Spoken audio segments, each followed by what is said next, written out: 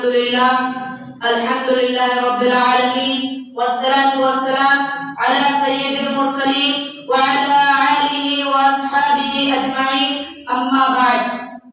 قال الله تعالى: أعوذ بالله من الشيطان الرجيم، بسم الله الرحمن الرحيم.